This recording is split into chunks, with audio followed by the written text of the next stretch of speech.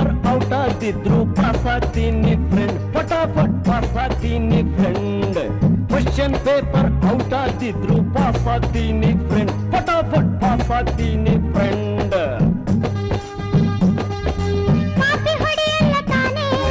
ನಾನು ಜಾಣ ತಾನೇ, ಬಟರ್